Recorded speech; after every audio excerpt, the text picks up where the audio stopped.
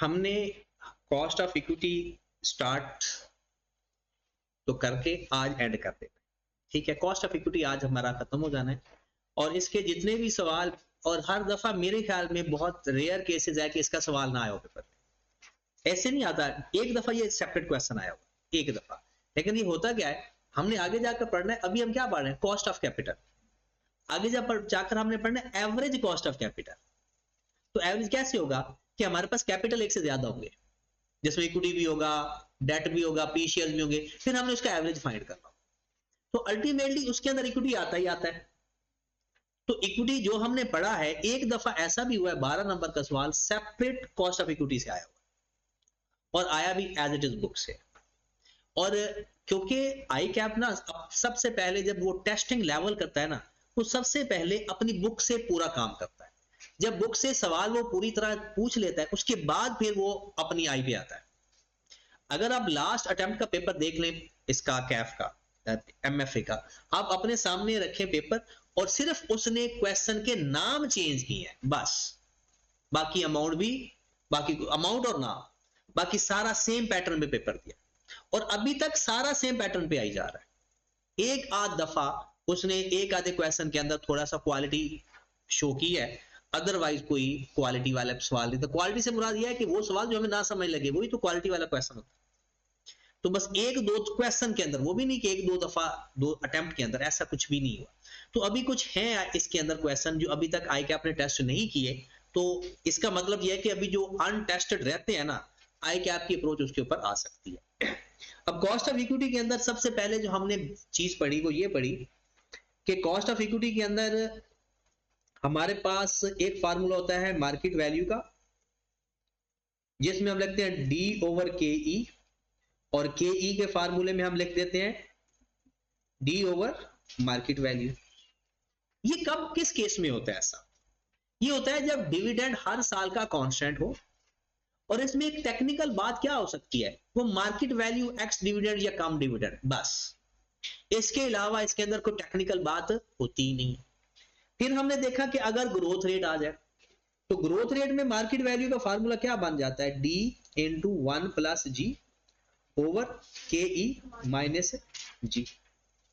और अगर के ई का फार्मूला हम देखते हैं तो वो बन जाता है डी इंटू 1 प्लस जी ओवर मार्केट वैल्यू प्लस जी।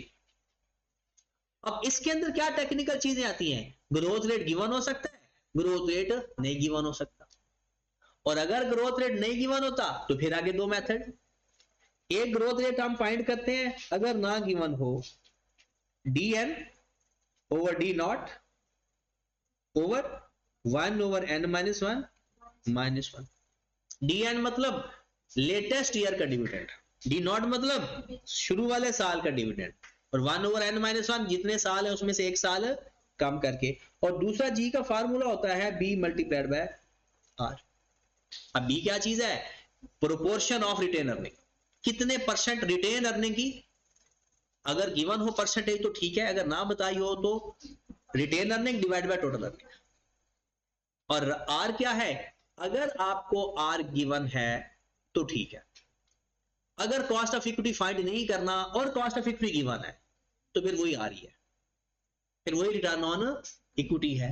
और बहुत ही रेयर केसेस में ऐसा होगा कि वो कहेगा जी मुझे रिटर्न ऑन इक्विटी फाइंड करके दो, तो फिर profit after tax divided by equity amount, number नहीं, अमाउंट, एवरेज इक्विटी को हम डिवाइड करेंगे, हमारे पास रिटर्न ऑन इक्विटी आ जाएगा। अब आज हमने एक तो कैपम पढ़ना है, कैपिटल एसेट प्राइसिंग मॉडल, और दूसरा हमने पढ़ना है कि अगर आपका जो डिविडेंड है वो मल्टीपल ग्रोथ में है, उसमें एक टेक्निकल बात है जो हमें याद रखनी पड़ेगी, बाकी सारे क्वेश्चन सिंपल ही है। तो मल्टीपल ग्रोथ वाला क्वेश्चन क्योंकि थोड़ा सा बड़ा है, तो हम पहले कैपम को देख लेते हैं और फिर उसके बाद इसको देखते हैं। कैपम स्टैंड फॉर, और ये आगे फाइनल के अंदर तो बहुत ज्यादा इस्तेमाल होता है, हमारा बहुत कम है, capital asset pricing model. Capital asset pricing model सबसे पहली बात या पहली हकीकत जो हमने इससे देखना है वो ये है कि जब हम इन्वेस्ट करते हैं या हम लोन लेते हैं या देते हैं, अगर हम कंपनी है या हम इन्वेस्टर हैं, अगर हमने सपोज इन्वेस्ट करना है, अब हमने ये एक कंपनी है, एक बी कंपनी है, ये जो ए है यहां पर ये गवर्नमेंट है या सिक्योर्ड इन्वेस्टमेंट है। एक बात याद रखें, जब हम गवर्नमेंट के किसी भी डिपार्टमेंट में इन्वेस्ट करेंगे ना, डिपार्टमेंट किसी भी फाइनेंस सेक्टर के अंदर, वो आपकी उसमें कोई रिस्क नहीं है, नो रिस्क, वो रिस्क फ्री इन्वेस्टमेंट है आपकी। क्योंकि अगर गवर्नमेंट वो देखे ना कंपनी डिफॉल्ट कर जाती है, गवर्नमेंट डिफॉल्ट करेगी तो फिर तो सारा काम ही खत्म हो गया ना, तो ये रिस्क फ्री इन्वेस्टमेंट है। गवर्नमेंट ने आपसे कहा कि जनाब 15% आपको मैं रिटर्न दूंगा, हम कंपनी बी के पास चले गए, ये एक प्राइवेट कंपनी है, हमने कहा जी हमारे पास पैसे हैं, हम इन्वेस्ट करना चाहते हैं, बताओ क्या रिटर्न दोगे? उसने कहा 15%। तो आप मुझे बताएं हम बी में इन्वेस्ट करेंगे या ए में इन्वेस्ट करेंगे? बी भी कह रहा है 15%, जो कि मेरे उसका रिस्क भी है डिफॉल्ट होने का, वो एक कंपनी है जो एक प्राइवेट कंपनी है या कोई ऐसी कंपनी है जिसका रिस्क है डिफॉल्ट करने का, और गवर्नमेंट कहती है जी 15% है, इसमें कोई रिस्क नहीं है। तो इसका मतलब है अगर बी ने भी 15% आपको ऑफर किया तो क्या हमें बी में इन्वेस्ट करना चाहिए? नहीं। बी में रिस्क कब लेंगे? जब रिटर्न ज्यादा होगा। क्योंकि अगर वो कहता है कि जनाब आ जाओ 18% से दे देंगे, तो ये जो 18% है ये है मार्केट का रिटर्न। ये क्या है? मार्केट में जो कंपनियां रिटर्न दे रही हैं, और ये कौन रिटर्न दे रहा है आपको? गवर्नमेंट। अगर आप मार्केट की तरफ जाएंगे आपको हाई रिस्क है, high risk high return, return भी तो हाई है। इसके दरमियान जो फर्क है इसको आप कह सकते हो RF, इसको कह सकते हो RM। RM stand for average rate of return या market rate of return. RF free, risk free rate of return या गवर्नमेंट रेट ऑफ रिटर्न। इसके दरमियान जो फर्क है उसे पता है क्या बोलते हैं? Risk premium. क्या बोलते हैं? Risk premium. मतलब रिस्क, आपको पता है ना प्रीमियम किसे कहते हैं? वो शेयर प्रीमियम वाला, कि फेस वैल्यू से ज्यादा वैल्यू पे अगर आप शेयर इशू करो तो उसे शेयर प्रीमियम बोलते हैं। तो ये आप इंटरेस्ट रिस्क ले रहे हो, कितना ज्यादा रिस्क ले रहे हो? कितना ज्यादा रिस्क ले रहे हो? 3%। तो 3% आपका क्या है? Risk premium. तो अगर आपसे कोई पूछे कि रिस्क प्रीमियम फाइंड कैसे करना है, तो रिस्क प्रीमियम का फार्मूला जो होता है RM minus RF, RM minus RF।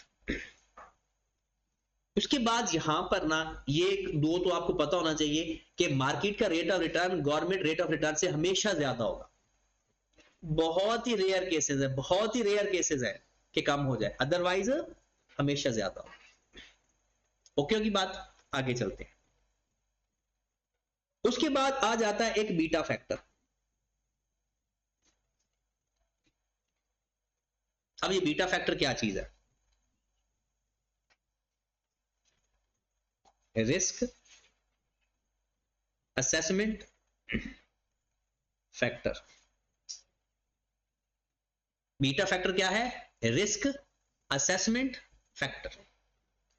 आप देखिए कि अगर ये हाई रिस्क होगा तो रिटर्न भी क्या होगा? हाई। अगर लो रिस्क होगा तो रिटर्न भी कितना होगा? लो। अब बीटा फैक्टर घूमता है 1 के इर्द गिर्द। 1 होता है नॉर्मल रिस्क रिटर्न, मतलब जब आपको पता है कि जब इन्वेस्टमेंट की जाती है वो एक रिस्क लिया जाता है, तो बिजनेस रिस्क ही होता है ना, तो इन्वेस्टमेंट जो की जाती है वो क्या लिया जाता है? रिस्क लिया जाता है। अब जहां पर रिटर्न ज्यादा होगा ना वहां पर रिस्क भी ज्यादा होगा। जैसे सपोज दैट आपको एक भाई साहब कहता है यार 10 रुपए दो, मैं आपको ना 11 रुपए दे सकता हूं, एक बार कहता था 10 रुपए दे, मैं आपको 30 रुपए दूंगा, वो जो 30 रुपए वाला भाई साहब है ना, गायब भी हो सकता है। ये जो आजकल ये जो लोग ऑनलाइन करेंसी में ट्रेडिंग करते हैं, उनके साथ ये हो नहीं रहा। अभी कुछ टाइम पहले वो एक वो एनएफटी नाम था क्या, वो गायब हो गया, यानी वो लोगों के पैसे थे वो डूब गया। तो जब आपको रिटर्न ज्यादा मिल रहा होता है ना, रिस्क भी ज्यादा होता है। अगर बीटा फैक्टर ना 1 है, इसका मतलब है ये एक एवरेज या नॉर्मल रेट ऑफ रिटर्न। अगर ये ग्रेटर देन 1 है तो हाई रिस्क, आपने हाई रिस्क असेस कर लिया। अगर ये लेस देन 1 है तो low risk.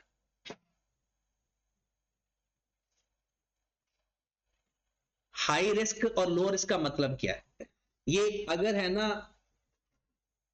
Beta is equal to 1, इसका मतलब है जो आर एम है, जितना मार्केट के अंदर एवरेज रिस्क चल रहा है ना, उतना ही रिस्क आपको इस इन्वेस्टमेंट में है। जैसे एवरेज का मतलब तो पता ना, ओवरऑल आप एक कंपनी में इन्वेस्टमेंट करना चाहते हैं, ए के अंदर, ए नाम हमने लिख लिया, हम इसका नाम कोई और रख लेते हैं। आप इन्वेस्टमेंट करना चाहते हो पी के अंदर, अगर इसका बीटा 1 है ना, इसका मतलब क्या है, मार्केट में जो रेट ऑफ रिटर्न चल रहा है ना एवरेज, ये भी उतना ही दे रहा है आपको। अगर इसका बीटा है ग्रेटर देन 1, तो आपको बोला कितना ये रिटर्न देगा, मार्केट से ज्यादा। मार्केट से क्यों ज्यादा देगा, क्योंकि रिस्क ज्यादा है। बीटा 1, बीटा क्या कह रहा है, बीटा रिस्क असेस कर रहा है। बीटा फैक्टर आपका रिस्क असेस करेगा कि अगर एक कंपनी का बीटा 1 है, अभी हमारे सिलेबस में बीटा फाइंड करना नहीं है, बीटा वो हमेशा दे देगा। हाँ, आपसे वो कोई जनरल नॉलेज का सवाल पूछ सकते हैं। तो बीटा 1 है तो इसका क्या मतलब है, जो एवरेज मार्केट के अंदर रिस्क या रिटर्न चल रहा है ना, ये कंपनी भी उतना देगी।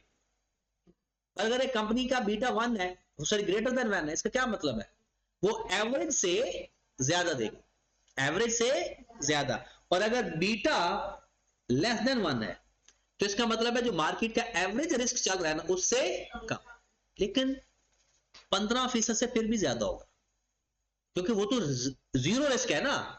जीरो रिस्क से हमेशा सारी कंपनियां ज्यादा आपको रिटर्न देंगी। अगर वो 15% से कम कोई रिटर्न देगा या इवन 15% देगा, तो किसी का दिमाग खराब होगा कि वो रिस्क फ्री रिटर्न छोड़ के किसी और रिस्क में जाए जिसमें इंटरेस्ट रिटर्न भी कम आ रहा है।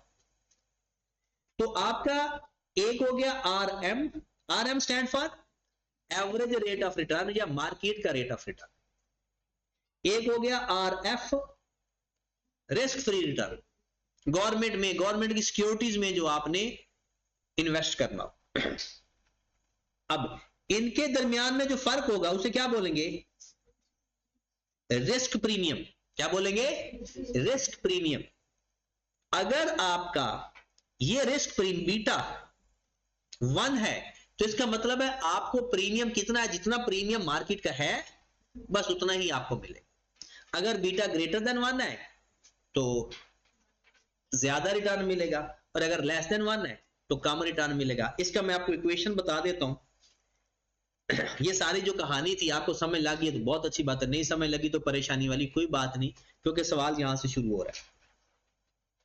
K is equal to R F plus beta into R M minus R F, ये formula. R F plus beta into R M minus R F.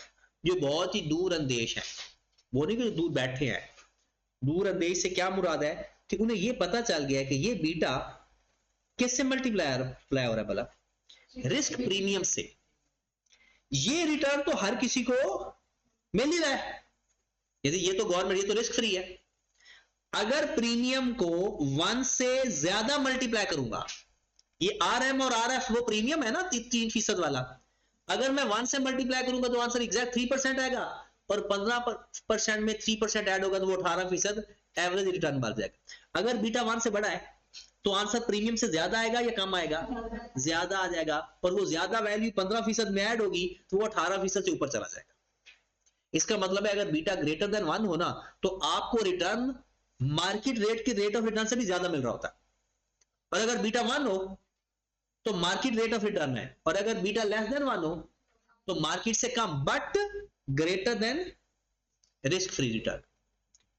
ठीक है, तो पेपर में हमें मोस्टली के फाइंड करना आता है इस मेथड के जरिए, और कई दफा ये सवाल पेपर में आया हुआ, मतलब हर सवाल तकरीबन जितने भी 6 अटेम्प्ट हुई है इसकी, तो 4 अटेम्प्ट में ये बीटा फैक्टर का कॉन्सेप्ट आया। 2-3 तरीकों से आया। वो कहता है कि जनाब सपोज दैट, वो कहता है कि government security rate of return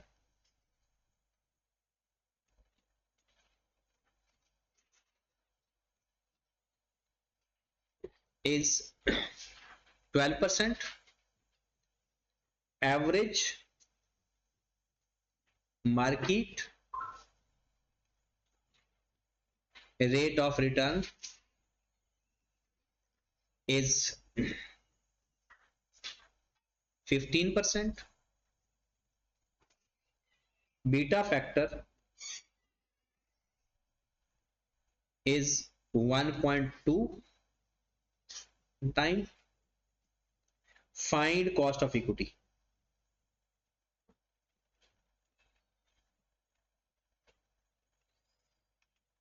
find cost of equity. तो कैसे फाइंड करेंगे? सिंपल, के ई बराबर लिखेंगे आर एफ। इसमें आर एफ कितना होगा? रिस्क फ्री रिटर्न हमेशा कम होता है, हमेशा। मार्केट का रेट कितना है? 15%। बीटा फैक्टर कितना है? 1.2 टाइम। बस पुट करो, आंसर लो। आर एफ कितना हो गया जी? 12%। 1.2 इंटू 0.15 माइनस 0.12, कितना आंसर आ गया?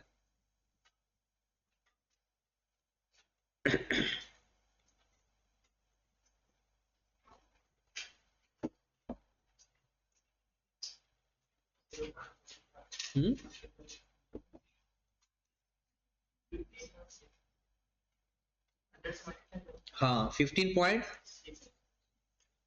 अच्छा, कितने लोगों को पता था कि आंसर 15% से ज्यादा ही आना था बीटा 1.2 को देखकर? क्योंकि अगर बीटा 1 से बड़ा है ना, तो जो रिटर्न होगा वो मार्केट से ज्यादा ही मिलेगा, क्योंकि रिस्क ज्यादा है। और अगर बीटा 1 है तो इसका मतलब है कितना रिस्क है? ओवरऑल एवरेज रिस्क जो मार्केट में चल रहा है वही है। ओके, अगला क्वेश्चन लिखो। अच्छा, कोशिश करना है ना भी आपका रिजल्ट तक इंटरेस्ट डेवलप हो। ये चीजें फिर भी काम आती हैं, ये चीजें आपको बहुत आगे जाकर काम आएंगी। क्योंकि एक तो होता है ना कि फार्मूला लेकर हम सवाल करना शुरू करते हैं, दूसरा ये होता है कि उसके ऊपर थोड़ी सी डिस्कशन कर लें। तो अगर ये डिस्कशन आगे जाकर आप लोग उसको अप्लाई करोगे ना अपने फाइनल पेपर्स के अंदर, तो ये बहुत आपको अच्छा भी लगेगा और आपको पता भी चलेगा आप कर क्या रहे। एक सवाल देखते हैं, dividend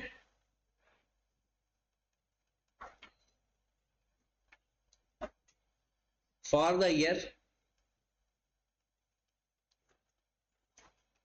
is rupees 14 per share and constant growth rate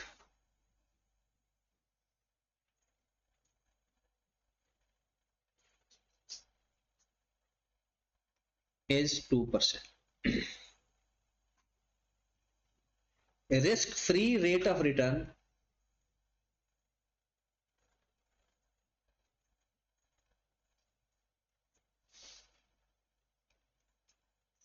is 14% and risk premium is 4%. Find market value of each share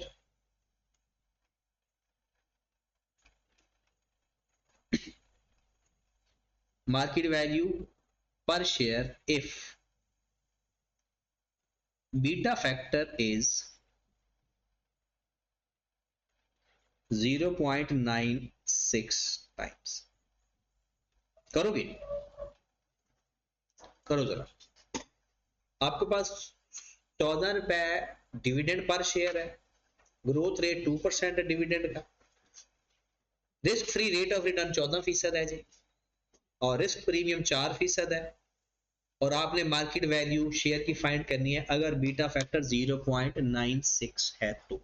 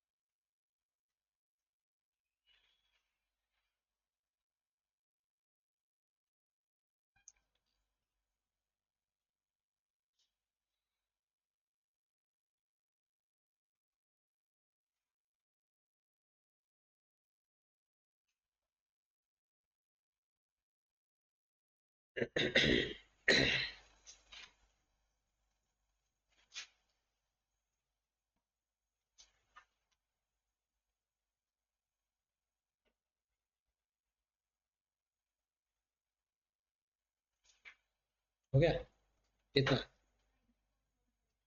90.12।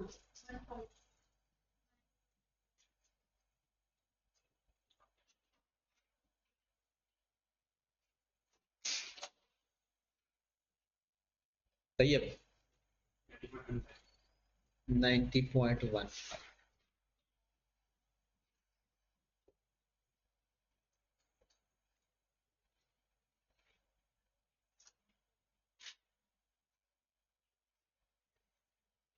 हम नाइल आपको नहीं समझ लगी? हाँ जी, इस क्वेश्चन में आपसे डिमांड की गई है कि जी मार्केट वैल्यू फाइंड करके दें। अब मार्केट वैल्यू में ग्रोथ रेट वाला फार्मूला लगेगा। अब मार्केट वैल्यू का हमें फार्मूला तो बिल्कुल आता है, मार्केट वैल्यू का हम फाइंड करते हैं D इंटू 1+G ओवर के ई माइनस जी। अब फार्मूले के हिसाब से हमें सब कुछ गिवन है सिवाय के ई के, बाकी सारी इंफॉर्मेशन गिवन है सिवाय के ई के, तो के ई की इंफॉर्मेशन है। अब के ई का फार्मूला हम लिखते हैं, के ई बराबर है R F risk free return plus beta into R M minus R F, और ये जो R M minus R F है ये बेसिकली रिस्क प्रीमियम है। तो आर एफ हमारे पास कितने परसेंट है, और बीटा फैक्टर 0.96 इंटू 4%, कितना आ गया 17.84%। तो हमारे पास आ गया जनाब डी कितना है 14 पर शेयर, 14 इंटू 1+0.02 ओवर 0.1784 माइनस 0. कितना आंसर आ गया 90. अच्छा, एक और सवाल मैंने पूछना है आपसे, मुझे कोई मार्केट रेट ऑफ रिटर्न बता सकते हैं इसमें कितना है? इस क्वेश्चन के अंदर मार्केट रेट ऑफ रिटर्न कितना है? 18%, क्योंकि देखो ना 14% तो रिस्क फ्री है और प्रीमियम कितना है 4%, तो इसका मतलब है जो एवरेज रेट ऑफ रिटर्न है मार्केट का वो कितना है 18%। और जिस कंपनी में मैं इन्वेस्ट करने जा रहा हूं वो मुझे दे रहा है 17.84%। क्यों बोला? क्योंकि उसमें मार्केट से रिस्क थोड़ा कम है। कैसे पता चला? बीटा फैक्टर 1 से कम है। क्लियर होगी बात? अब ये मेरे ख्याल में इतने से काम आपका चल जाएगा, कोई ज्यादा इसके ऊपर टाइम लगाने की जरूरत नहीं है। हम आप चलते हैं multiple growth rate. Multiple growth rate का ना उस तरह से सवाल नहीं है पेपर में, ना इवन के सीए फाइनल के अंदर मैंने देखा है। सिंपल उसने ना 2 ग्रोथ रेट बता देता है बस, वो ना टाइम स्प्लिट कर देता है बस। जैसे कि पहले इस कॉन्सेप्ट से पहले ना एक छोटा सा कॉन्सेप्ट, वो पुराना कॉन्सेप्ट मैं आपसे पूछना चाह रहा हूं। आपको याद होगा हमने ना एक कॉन्सेप्ट पढ़ा था डेफर्ड परपेचुइटी का।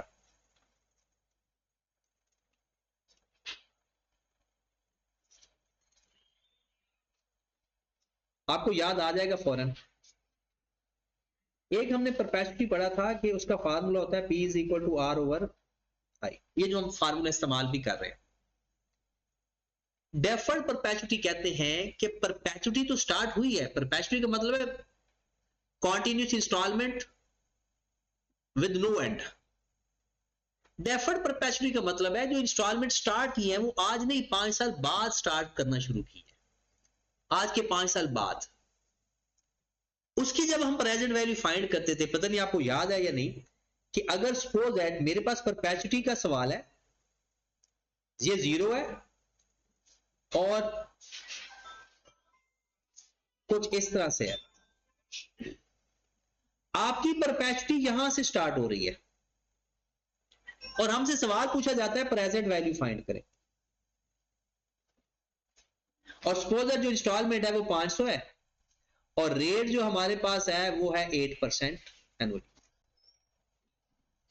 अब आप लोग पहले इस 500 के ऊपर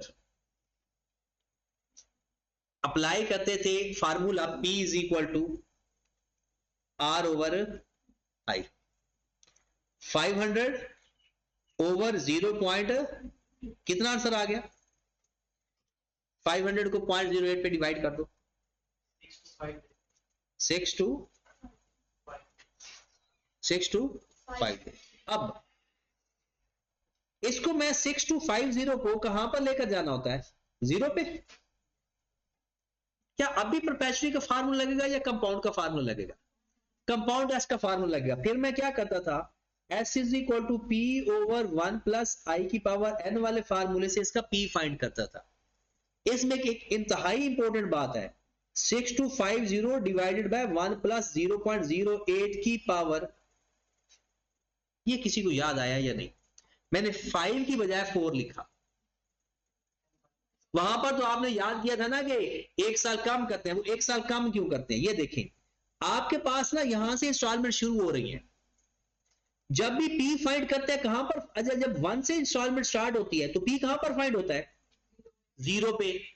तो जब 5वें साल से इंस्टॉलमेंट शुरू हुई तो पी कहां पर फाइंड होगा? 4 पे। मतलब जहां से इंस्टॉलमेंट स्टार्ट होती है ना, पी हमेशा 0 पे, मतलब 1 साल, ये एंड है साल का, तो ये साल का स्टार्ट है।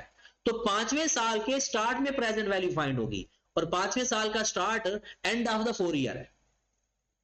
तो बाद परपेचुटी हो या एनुटी हो, जब भी डिले स्टार्ट होती है, बाद में स्टार्ट होती है, तो हमेशा याद रखिए उसकी जो प्रेजेंट वैल्यू आती है ना, वो हमेशा 1 साल नहीं, एक टाइम बोला जाता है। मतलब क्वार्टरली है तो 1 क्वार्टर, मंथली है तो 1 मंथ, और अगर एनुअली है तो 1 साल।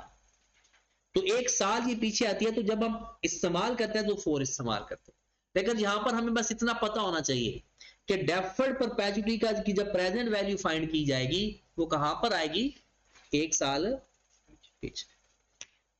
जैसे इसका सवाल हम करते हैं, पेपर में जो आया भी हुआ है, सवाल ये था कि हमें कंपनी का जो डिविडेंड था ना, annual dividend,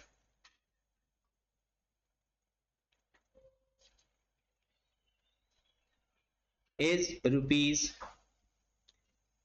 ₹12 for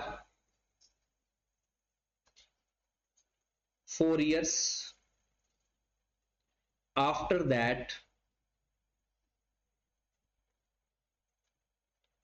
grow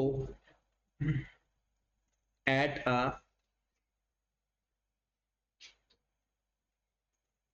constant rate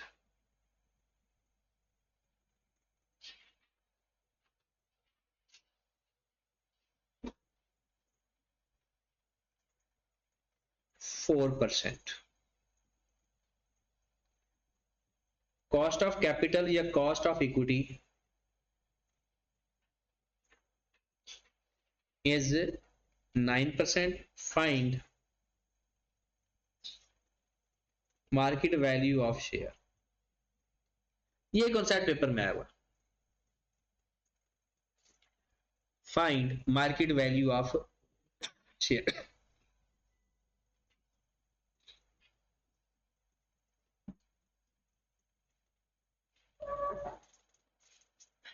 लिखिए question, annual dividend ₹12 for 4 years, इसका मतलब क्या है? 4 साल तक हर साल 12 रुपए डिविडेंड रहता है। आफ्टर दैट, उसके बाद ग्रो एट कांस्टेंट रेट 4%, फिर 4% के हिसाब से बढ़ना शुरू हो जाए, फिर 4% के हिसाब से बढ़ना शुरू हो जाएगा। 4 साल तक 12 रुपए रहेगा, फिर बढ़ना शुरू हो जाएगा। इसका मतलब है इसमें कांस्टेंट डिविडेंड वाला फार्मूला भी है और ग्रोथ रेट भी है, लेकिन टाइम अलग है। हम मार्केट वैल्यू फाइंड करना चाह रहे हैं, मार्केट वैल्यू तो प्रेजेंट वैल्यू है, इसके अंदर ना तो परपेचुइटी का फार्मूला लग रहा है क्योंकि आधा कांस्टेंट है, आधा परपेचुइटी है। तो इसके लिए फिर एक तरीकाकार हम अपनाते हैं, अगर ऐसी सिचुएशन कभी पेपर में आ जाए, year 1, year 2, year 3, year 4, year 5 plus infinite, ऐसे बनेगा ना टाइम। हम बोलेंगे डिविडेंड या कैश फ्लो, डिविडेंड या कैश फ्लो। पहले साल का डिविडेंड कितना है, दूसरे साल का, तीसरे साल का, चौथे साल का भी, 12वां, और 5वें साल में ग्रो होना शुरू हो जाएगा 12 इंटू 1 प्लस 0.04 ओवर, आपको ऐसे यहां पर लिख ले, कॉस्ट ऑफ इक्विटी हमने ऊपर लिखा हुआ, कॉस्ट ऑफ इक्विटी भी लिख ले 9%, 0.09 माइनस 0.04।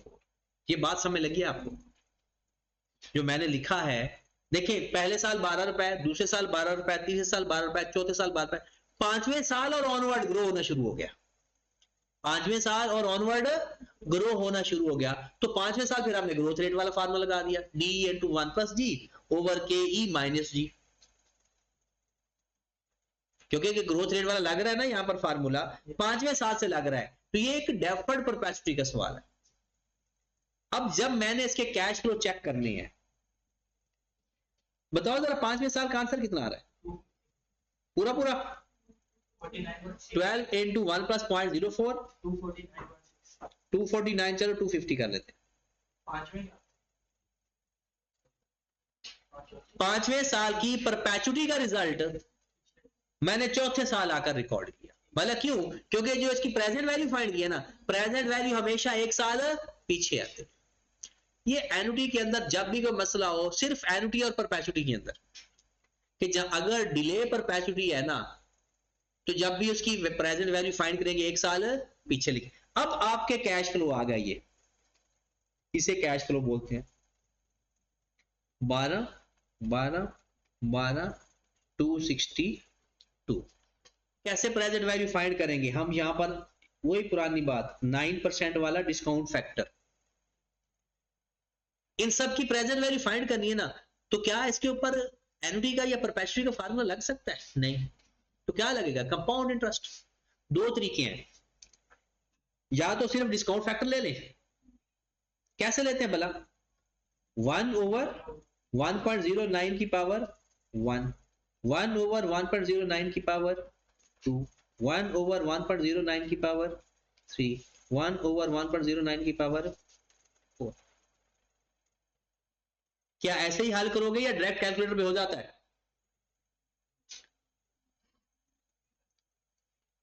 अच्छा, जिसको नहीं पता चल रहा ना बिल्कुल ही वो पूछे, मैं उनको बता देता हूँ, ये कंपाउंड इंटरेस्ट का मैंने फार्मूला लगा रहा हूं। और लगा कैसे रहा हूं कि मैंने इसको अलग रख रहा हूं, इसको अलग रखकर बाद में मल्टीप्लाई कर दूंगा, या आप फिर ऐसा कर लो। अब ठीक है, इन सबको प्लस कर दो, सबकी प्रेजेंट वैल्यू आ जाएगी। लेकिन पेपर में क्या हम ऐसा करेंगे? पेपर में हम क्या करेंगे? डिस्काउंट फैक्टर फिर एक प्रेजेंट वैल्यू का, जैसे इंपेयरमेंट लॉस में नहीं प्रेजेंट वैल्यू फाइंड करते, बिल्कुल उसी तरह से करना है। तो आप अपना कैलकुलेटर निकालें, हम भी उसी तरह से कर लेते हैं। ना ही आपने ऐसा लिखना है 1 डिवाइडेड बाय 1.09, 1 डिवाइडेड बाय 1.09 कितना आंसर आ रहा है?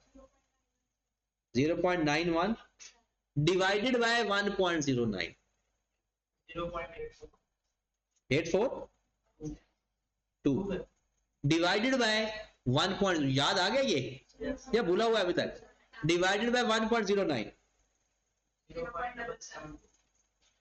Divided by 1.09, 0.70 present value.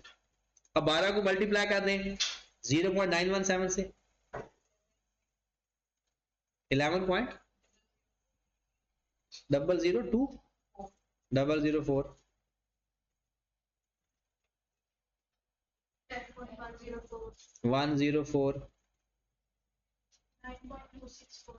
264 185.2496, सबको प्लस कर देंगे तो हमारे पास मार्केट वैल्यू ऑफ शेयर आ जाएगी। सबको हम प्लस कर देंगे, हमारे पास मार्केट वैल्यू ऑफ शेयर आ जाएगी। कितनी आ रही है? 215.86। आपको लगेगा कि ये एक अलग सवाल है, सवाल वही है, इसमें कैश फ्लो अलग थे, 3 सालों का कैश फ्लो अलग था, उसके बाद अलग था, तो हमने 3 सालों का कैश फ्लो लिखा, 4 सालों का, फिर 5वें साल के ऊपर फार्मूला लगाकर और इनकी सिंपल वही प्रेजेंट वैल्यू फाइंड की, तो हमारे पास मार्केट वैल्यू आ गई। और ये पेपर में सवाल आया भी हुआ इस तरह का। ओके की बात। अब एक सवाल वो पहले मैं आपको दूंगा, फिर को करेंगे, पहले मुझे इस तरह का एक सवाल करके दे दे। नोट कर रहे थे क्या? कर दिया? चलिए एक क्वेश्चन लिखिए।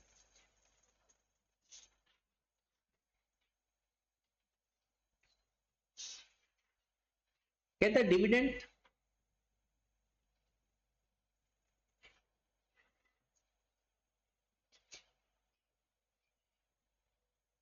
For last year is ₹15 and grow annually 3% up to 5th year। 5th की बजाय ना थोड़ा सवाल कम कर लेते हैं, 4th कर लेते हैं, up to 4th year and then it will be constant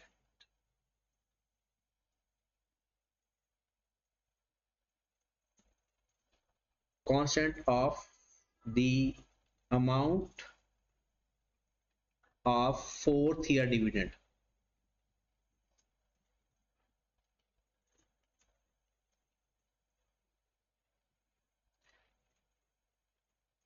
चार साल तक वो बढ़ेगा, फिर जो चौथे साल का डिविडेंड होगा फिर 5वें 6ठे 7वें आगे वो वही रहेगा। Cost of equity is 12%। find market value of each share। करो जरा ये बस।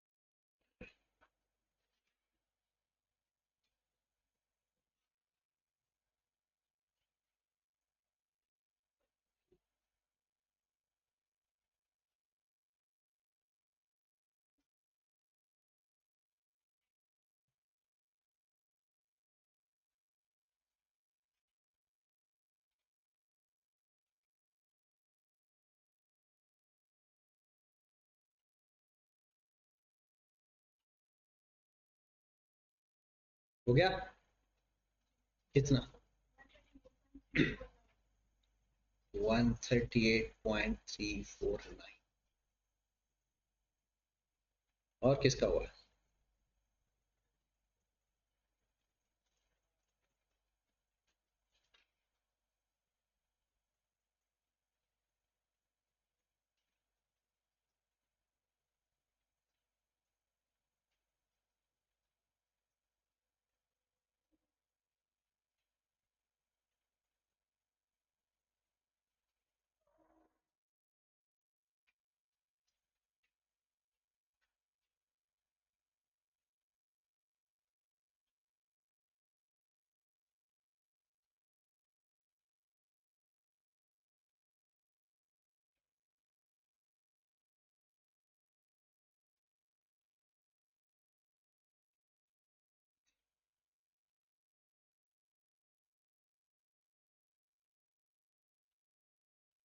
पिज्जा आपका कितना है?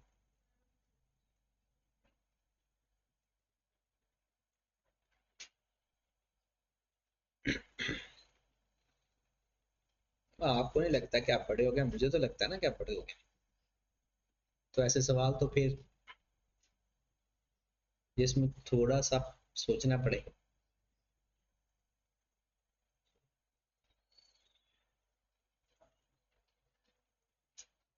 हाँ उमर, मोबाइल पे कर लो।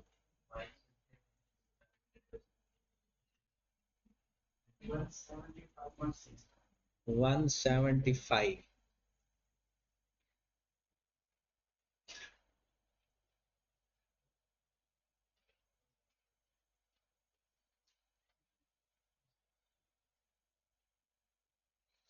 लाइक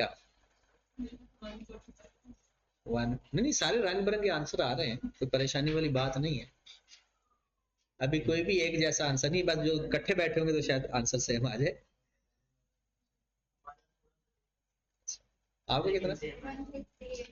158। जवाब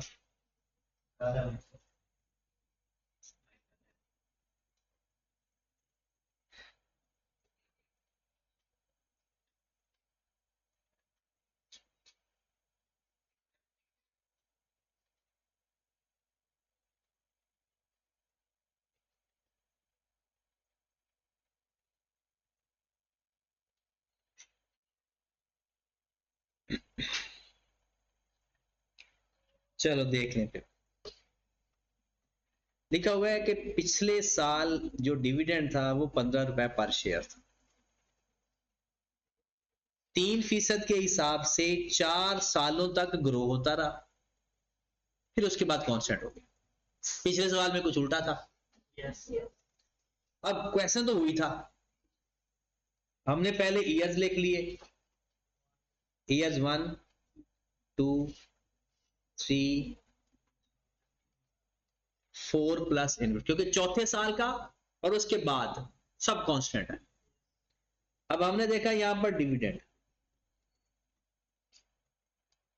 क्या पहले साल का डिविडेंड 15 रुपए है या 15 मल्टीप्लाइड बाय 1.03 है, तो 15 इंटू 1+%, तो कितना होगा पहले साल का 15 इस मल्टीप्लाइड बाय 1.03 15.91 मल्टीप्लाइड बाय 1.03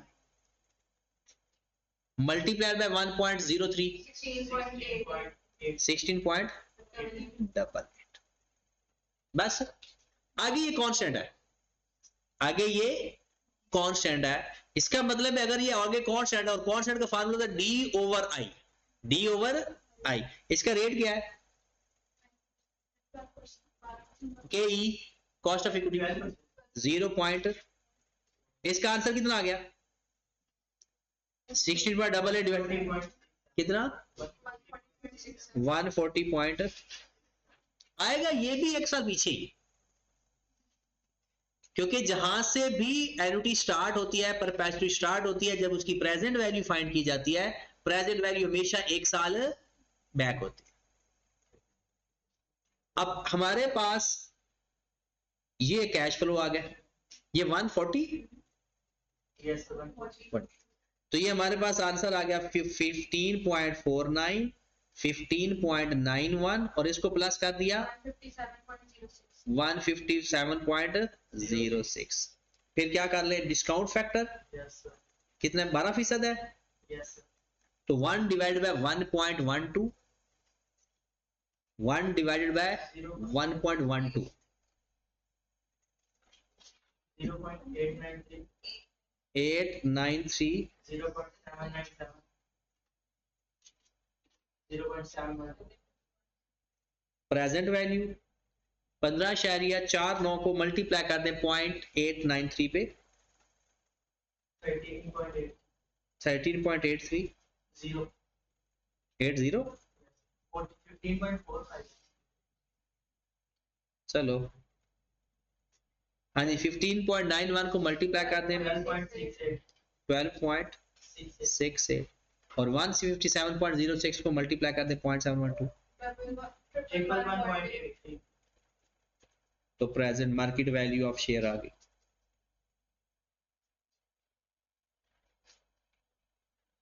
कितनी 138 पॉइंट। हाँ जी कहां पर मिस्टेक हो रही थी अगर किसकी हो रही थी, देखिए सिंपल से सा लास्ट ईयर का डिविडेंड बताया था, 4 साल तक ग्रोथ बता दी थी, चौथे साल एंड ऑनवर्ड सेम था, तो हमने यहां पर कांस्टेंट वाला डिविडेंड वाला फार्मूला लगा दिया। इन तीनों सालों में ग्रोथ थी, ठीक है, जो कांस्टेंट लेवल तक था फार्मूला उसके ऊपर जाकर लगाना था, तो बाकी तो सारा वही सेम क्वेश्चन था। पिछले में क्या था पहले कांस्टेंट था तो हमने कांस्टेंट रख दिया, बाद में यहां पर ग्रोथ वाला फार्मूला लगा दिया, अब उसके बाद कांस्टेंट था तो हमने कांस्टेंट वाला फार्मूला लगा दिया। तो इतनी हलचल तो आई कैप कर सकता है। चलिए जी क्वेश्चन जो आपने घर से करने हैं मैं बुक भेज देता हूं अभी नीचे जाकर ना, क्योंकि यार बुक थी लैपटॉप के अंदर और मोबाइल में नहीं थी, मैंने मोबाइल में देखी कोशिश की कि ढूंढने की, वो अब ना वो शायद डिलीट हो जाती है। हाँ जी क्वेश्चन आप देखें जो आपके बारे के क्वेश्चन है जो आपने करने हैं लाजमी। अच्छा कल वाले क्वेश्चन, चलो कल वाले क्वेश्चन भी करने हैं। क्वेश्चन नंबर 10, इसको आपने जितने मैं होमवर्क दे रहा हूं ना, जितने 2-4 सवाल इसको एंड पे करना, क्वेश्चन नंबर 10। क्वेश्चन नंबर 11 ये आपका हो जाएगा आराम से। 10 11 ये हो गए थे कल। 17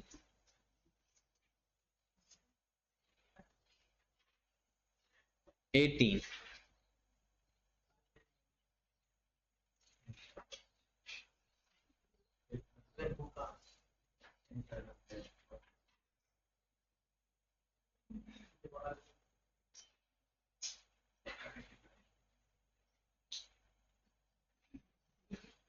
और 23 बस।